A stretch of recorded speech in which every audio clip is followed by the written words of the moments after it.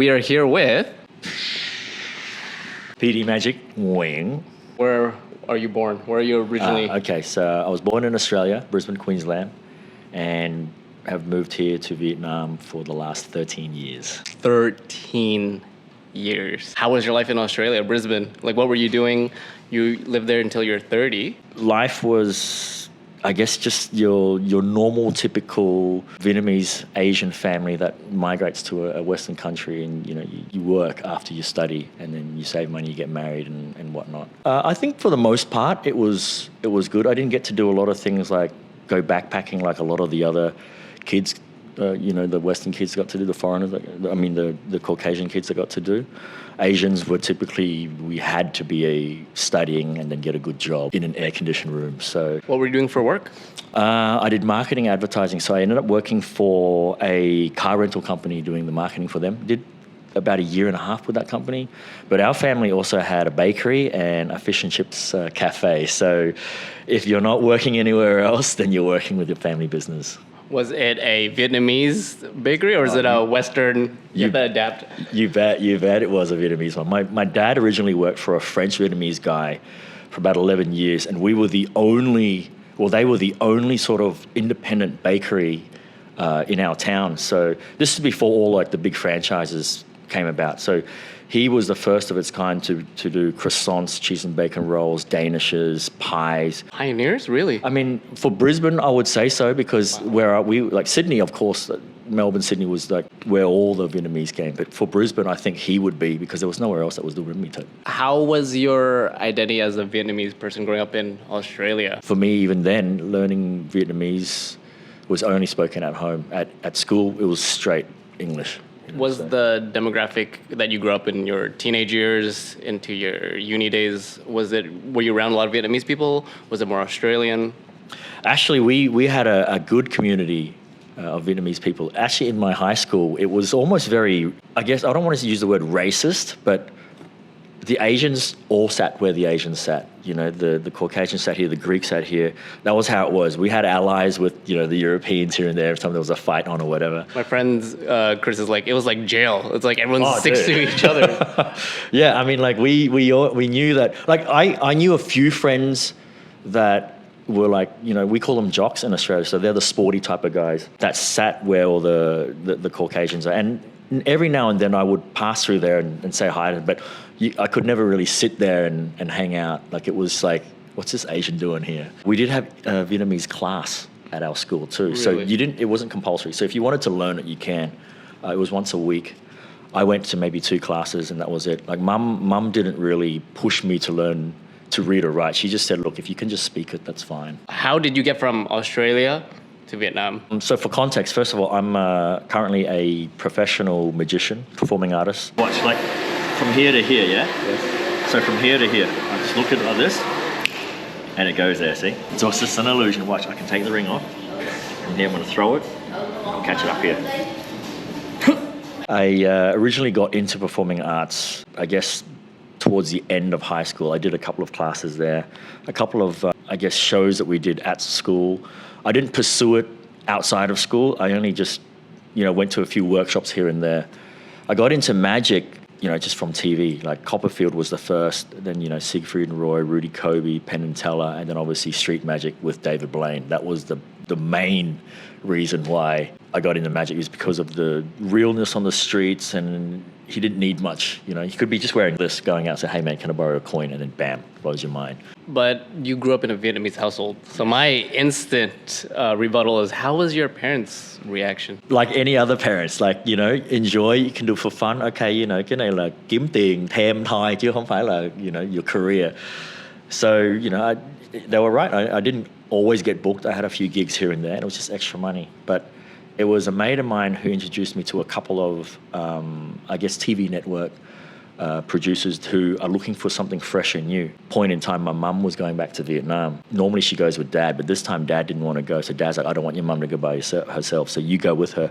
So I called up my mate who lived in Saigon, and I said, dude, I'm coming to Vietnam. I got to do a week in Ret Ya, hometown, but I'll give you 1 week in Saigon. Show me around. Then when I came to Saigon and he took me to like a Mercedes-Benz car launch event, I brought a deck of cards with me. I wasn't hired. I just did magic. on the I guess the cocktail area, and then got some great reactions. The CEO came back and goes, "Hey man, are you in town like next 6 months? I got another event. I would love to have you."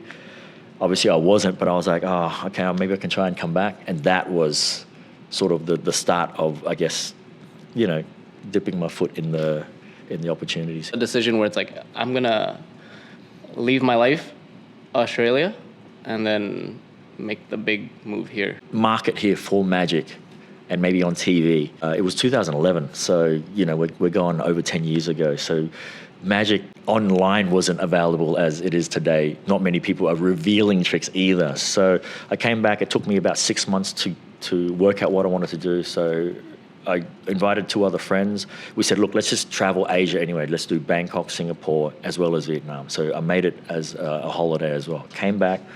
My friend signed me up for that gig. It was a great success. And then while I was there, I said to my mate, I said, can you give me a venue? Find me a venue. I just want to do a show, like a public show.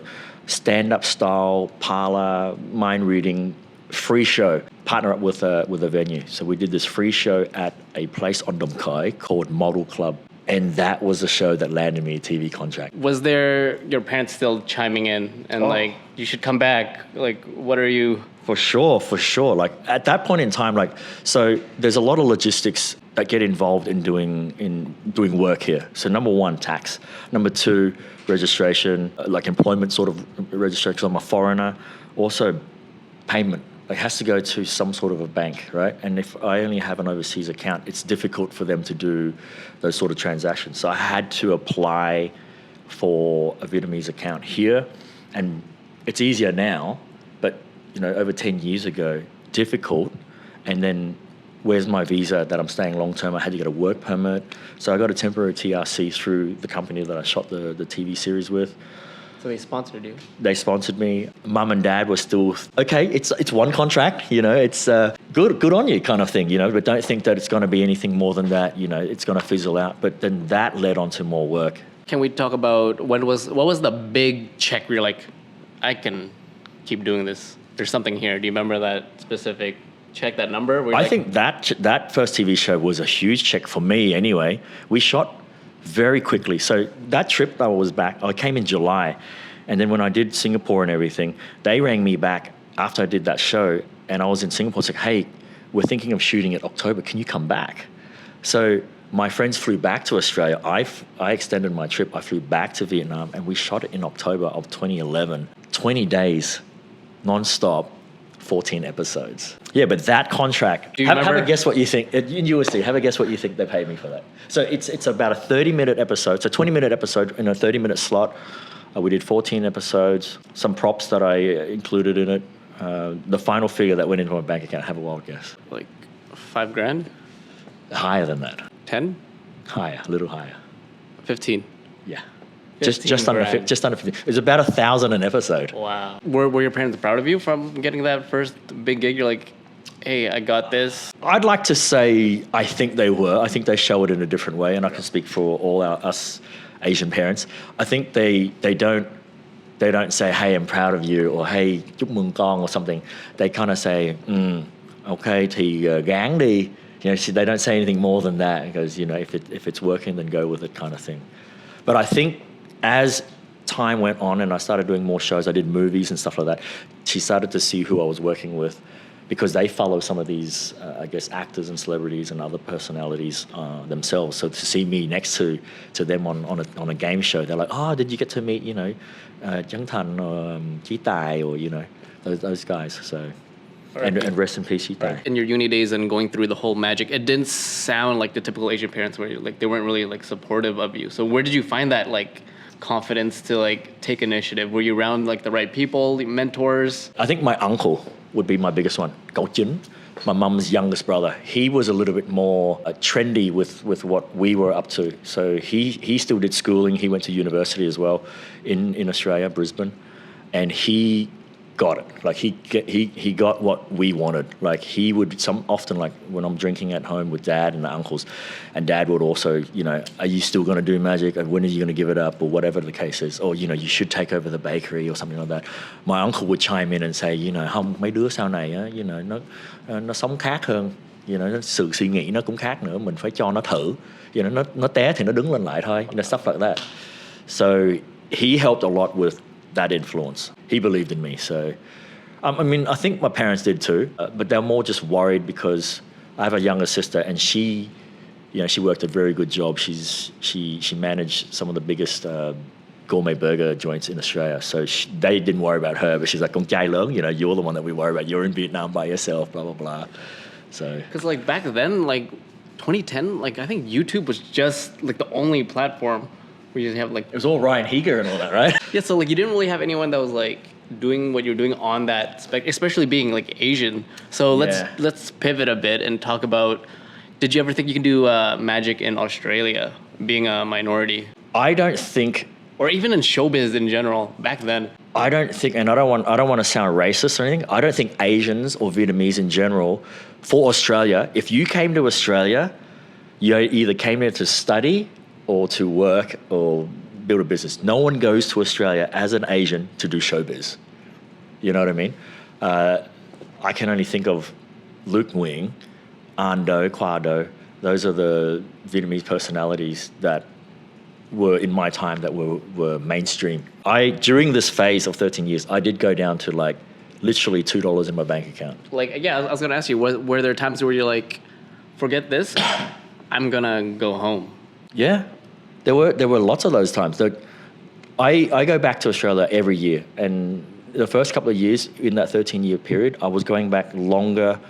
On the trips were longer. It was like 1 or 2 months, and then obviously it was getting shortened. But then it got to a point where I would go back longer, and I would pick up gigs back home, just to get cash flow and come back. And that was because I was, I went through, like any guy, relationship issues and stuff like that. So you spend money where it should be spent, and then you buy silly things, and then from there, you get a little wake-up call, and then you knuckle back. You've been there before, you can do it again. Is your mom supportive of you now? She also said things like, "Are you done? Like, xong chưa?" And I said, "Xong chưa?" She goes, "Khi nào về? Like, are you done with Australia? Done with Vietnam? You're going to come back to Australia?" And I'm like, "What do you mean?" She's like, "Come back, you and Mio, like my wife Mio, you and Mio come back here, về đây, ở đây, kiếm gì làm, blah, blah, blah." And I said, "Mum, because you said that line, it wasn't a good sell for me. You told me to come back and look for work.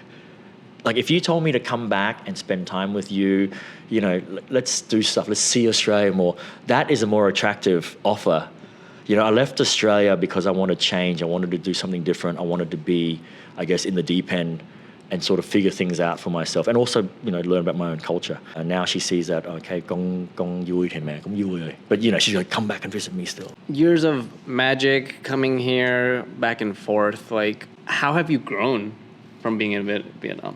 From being 30 years to, like, what was being in Vietnam? Was there any, like, moments where you're like, if I didn't make this move, I'd be like a different person? That's a very good question. I think I would be a different person, to be honest. I think Vietnam has taught me a lot of patience, super patience. And you'll know that when you get closer to the 40s, I rarely stress now. I used to stress a lot. I stressed a lot because this week I would have gigs, next week I may not have gigs. But now, because I've established myself and I've got like a good residential, contracts here and there, I don't even stress when it comes to something that got cancelled or something that broke. Like I dropped my camera and the lens broke. Like, okay, of course I'm going to feel like crap, but I've gotten to this patience level where I'm like, damn, okay, so what's the solution? Is it fixable? Okay, I can fix it. Let's go fix it. No, okay, I made a loss. Deal with it. I've now trained myself to just not waste time and energy on just those little things that don't matter. Yes, okay, have your little moment of reaction, but after that, move on. What's next for Petey? Probably start a family, finally. It's funny because I also had that image when I was 17 going into first year uni, 18. I thought I would get married before 25, have my first kid before 30. Yeah. I'm 44. I only just got married, but haven't had a kid yet. So I think I'll be ready. Leave a little blueprint behind. And last thing, if someone's wanting to make the journey, as whether overseas you're a foreigner and you want to come to Vietnam, knowing what you know now, 3 simple tips. that you need to know this, this, and this? What are your 3 tips? Okay, so my 3 tips for anyone coming, obviously, first of all, fantastic idea. Finance, that finance is not part of the tip. That's a given, okay? Please have some money. Have some money, okay? Don't come in the deep end with no money. First thing I think is to not be afraid to try anything within reason. So obviously, make sure you're in good health. And when I mean try anything within reason is like, don't just go eating rubbish on the streets. Last thing you want is to be sick and you can't do anything. So be open to try things. Reach out to, I think a lot of cities have their own sort of expat community. Reach out to those communities and take advice from people, and just make sure, I think, you have a good, clean passport record to travel. Get you licensed. Like, don't ride a bike here without a license, to be honest. Like, you can't stress it enough. Like, the last thing you want is to get into an accident and then these little things, like I said, energy and vibration, make all the good things happen for you, and then all the good things will roll with you. I don't want to be able to give advice that isn't going to be helpful. So hopefully these will help the next person that comes through. And just enjoy the ride, I think. That's the main thing. Appreciate it, bro.